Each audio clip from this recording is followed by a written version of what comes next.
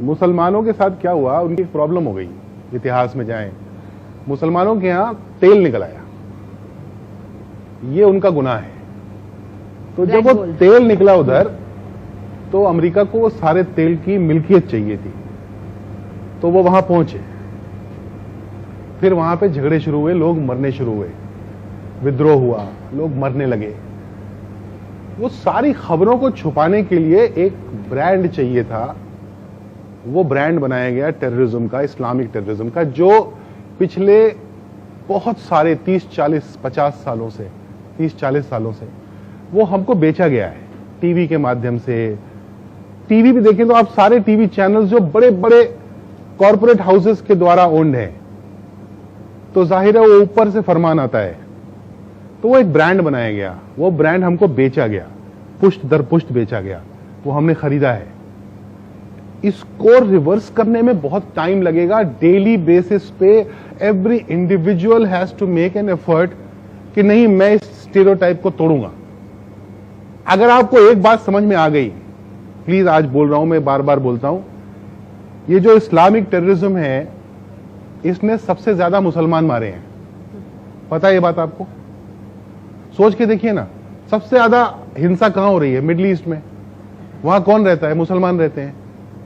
तो मुसलमान ही मर रहे हैं, और भी मरते हैं, मोस्टली मुसलमान मुसलमानों को मार रहे हैं, और ये दंगा नहीं हो रहा है।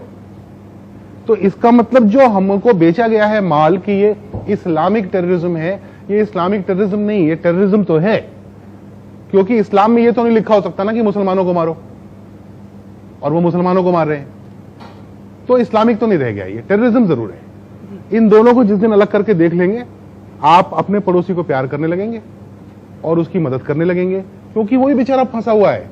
मुझे एक टैक्सी वाला चला रहा था, मैंने कहा क्या हुआ, कुछ परेशानी होती है? अनपढ़ बेचारा, कम पढ़ा लिखा, टैक्सी चला रहा था, बिहार का रहने वाला था, दाढ़ी थी उसको। बोला हाँ सर। तो मैंने कहा क्या?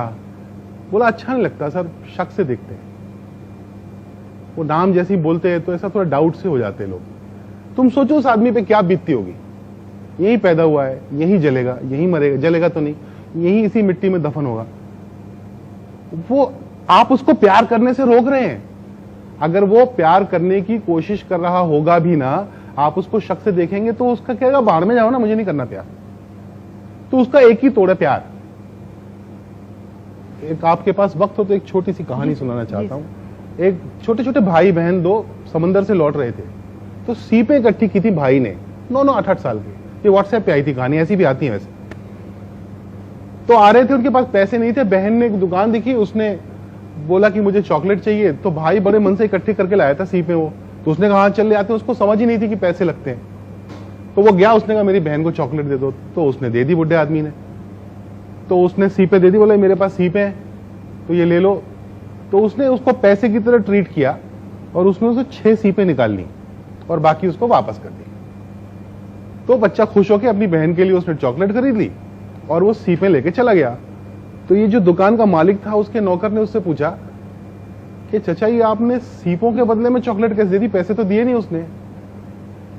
उसने कहा ये बच्चा जिंदगी भर जब ये बड़ा होगा तो इसको पता चलेगा कि उन सीपों से चॉकलेट नहीं आती थी। उसको ये लगेगा कि किसी ने सीपों के बदले इसलिए चॉकलेट दी क्योंकि मैं मेरी बहन को चॉकलेट खरीदना चाहता था। वो गुडनेस में बिलीव करेगा, वो बिलीव करेगा कि मैं एक अच्छे आदमी से मिला था और मुझे भी अच्छा आदमी बनना है। तो अगर हम में से हर आदमी, एक एक आदमी गुडनेस में बिलीव करना शुरू करेगा, it propagates and it will make a difference to the society. So do that.